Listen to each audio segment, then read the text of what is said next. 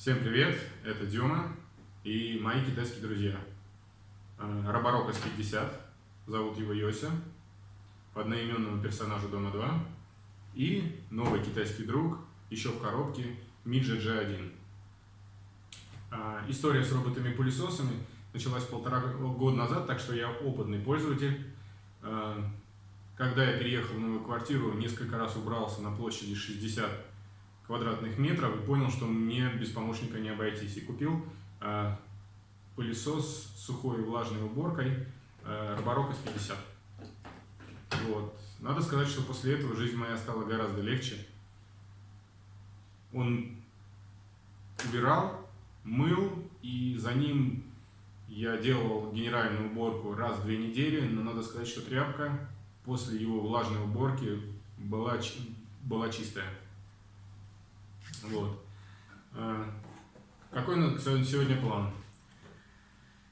Делаем распаковку Midge G1, делаем обзор характеристик, где возможно сравниваем с S50.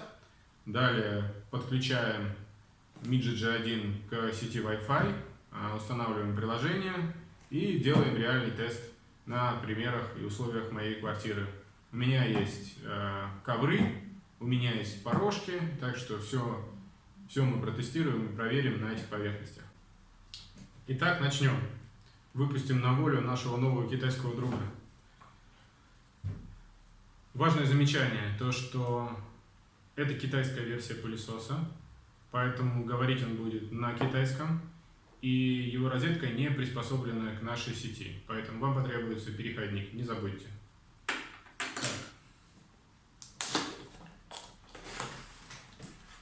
Начнем. Опа. Такая вот мощная коробка, довольно-таки тяжелая. Открываем. Вот он, красавец.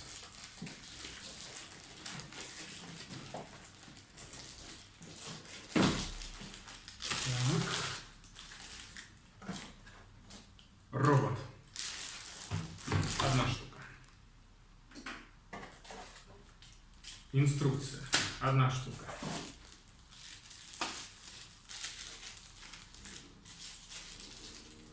Тряпка с креплением и щеточка. Док-станция, база, на которой он будет заряжаться. Одна штука. И зарядное устройство. Одна штука. Все, больше ничего нет.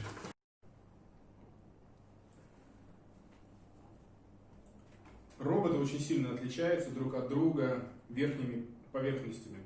У Midge G1 две кнопки. Одна кнопка выключение, включение и уборка, вторая кнопка возврата домой. У S50 кнопок гораздо больше и функций больше, но самое главное отличие верхних поверхностей — это лидар. Это устройство, которое излучает лазерные лучи и с помощью их ориентируется в пространстве. Midge G1 ориентируется в пространстве с помощью инфракрасных датчиков, которые расположены в передней части бампера. Вот. И выстраивает карту уже непосредственно, находясь близко с поверхностями и ударяясь о них. У S50 карта строится предварительно с помощью лидара. То есть лидар излучает лазерные лучи, они отталкиваются от поверхности, и он на основании этого предварительно выстраивает карту. Midge G1 также карту эту выстраивает, немножко по другому принципу, эту карту сохраняет и использует ее при повторной уборке. Дальше. На верхней поверхности расположена крышка у одного и второго пылесоса. Эти крышки легко открываются, и здесь находятся резервуары. У Midge G1 резервуар совмещенный. Здесь находится резервуар для воды объемом 200 мл и с возможностью регулировки подачи. То есть у него есть три уровня подачи в зависимости от того, на какой поверхности он находится. И резервуар для мусора 600 мл. Резервуар для пыли оснащен также системой фильтрации, фильтром сменным. У S50 только контейнер для мусора.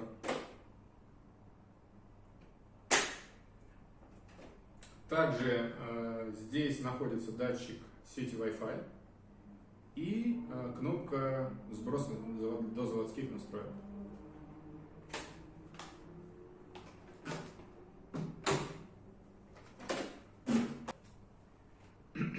У Midget G1 все датчики, как я сказал, находятся в передней части бампера.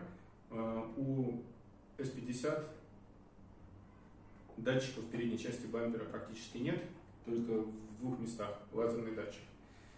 Так, что у нас снизу? Переворачиваем.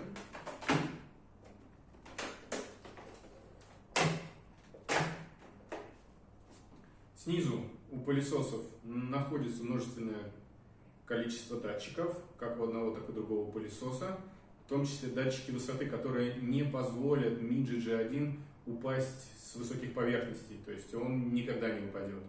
Также здесь очень большая отличительная черта – это две боковые щетки, которые Midget G1 позволят выметать мусор из более удаленных поверхностей, то есть он берет гораздо качественнее углы.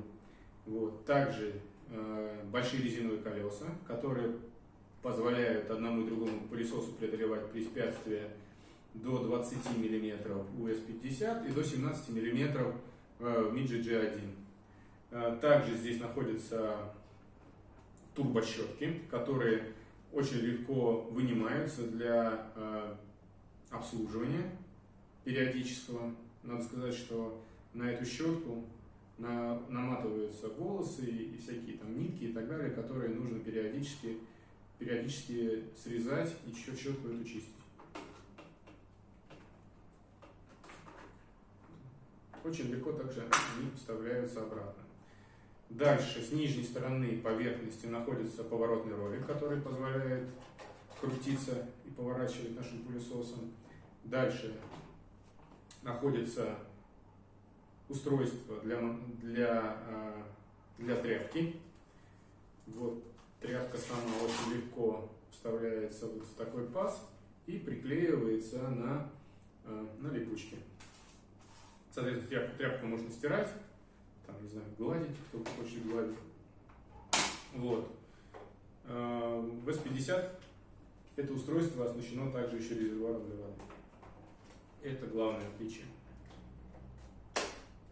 Так. По мощности всасывания. Пылесос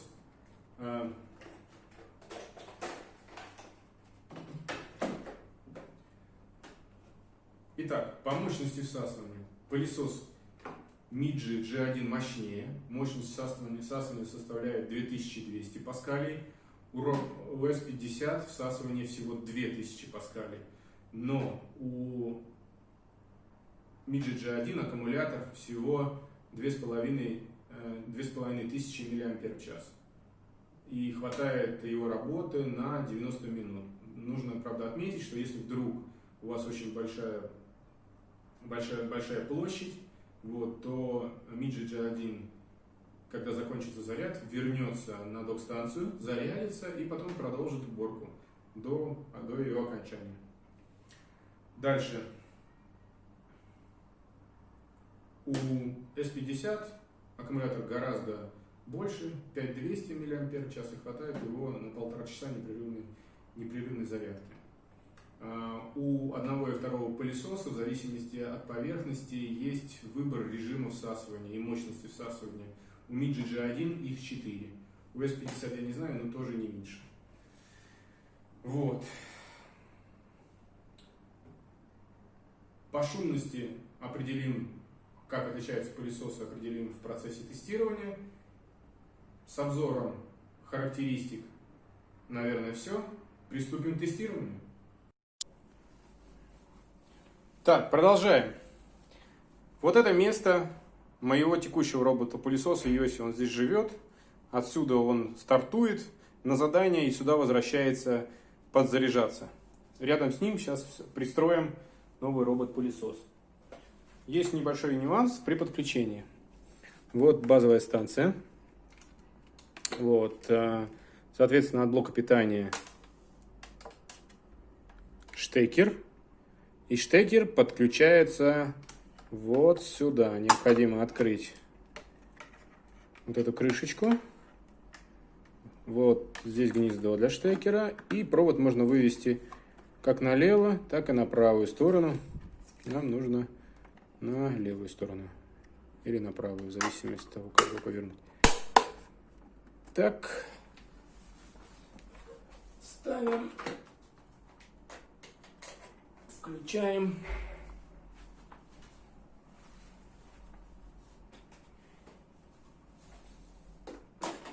Устанавливаем.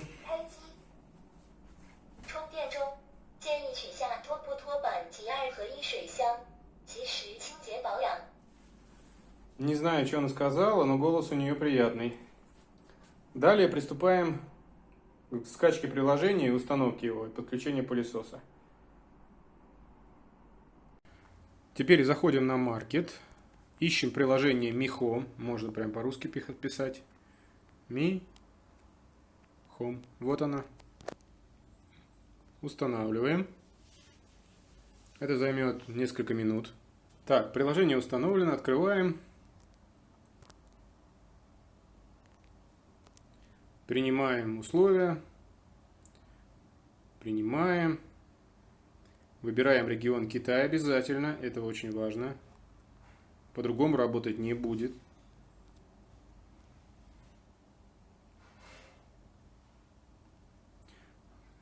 Так, дальше разрешаем. Обязательно нужно разрешить для приложения доступ к местоположению, иначе не найдет ваш пылесос. Во всяком случае, у меня не нашел. Может быть, у вас найдет. Далее. Разрешить. Так, теперь необходимо войти. У кого есть учетная запись, можно под своей учетной записью. У меня она есть. Выполняется вход. Так, вход выполнен. Теперь необходимо найти устройство. Так, для того, чтобы добавить устройство в приложение, необходимо сначала активировать две кнопки на самом пылесосе. Нажать на включение и на кнопку домик. И подержать 3 секунды. Вот, она сказала что-то Wi-Fi, это значит, она готова для того, чтобы ее нашли. Так, после некоторого сканирования нашелся робот-пылесос. Выбираем его. Выбираем Wi-Fi, через который к нему коннектится. Так, вводим пароль.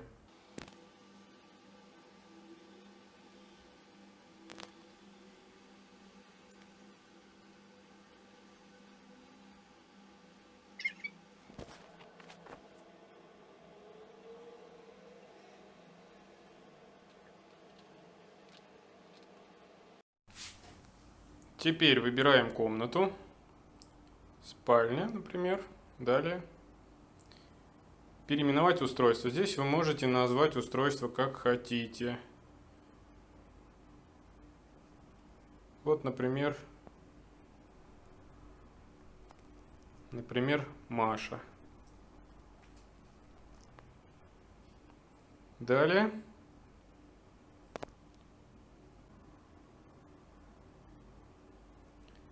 Все. Робот подключен. Можно начинать работу.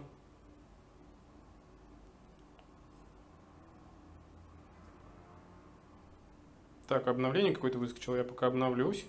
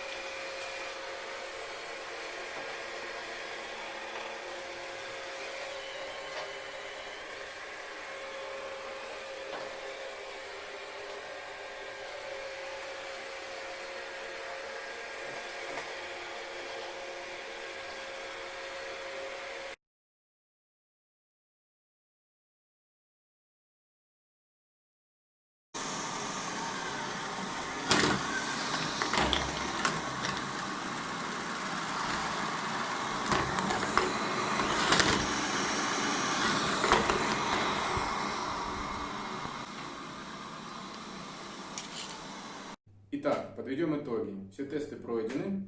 Малыш G1 показал себя отлично. Пропылесосил и помыл все полы в моей квартире. Пропылесосил ковер. Преодолел порожек в ванной 25 миллиметров.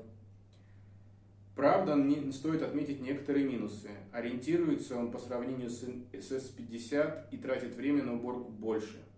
Но все эти минусы с лихвой покрываются ценой, потому что стоимость этого пылесоса в 2,5 раза ниже, чем S50. Поэтому я советую его к приобретению. Если вы купите такой пылесос, вы получите надежного помощника и избавитесь от крошек под ногами. Они больше не будут липнуть, и будет у вас всегда чистый пол. Этот пылесос мне предоставила компания Жезлонет. Ссылка на магазин будет в описании к этому видео. А я прощаюсь с вами. Всем пока.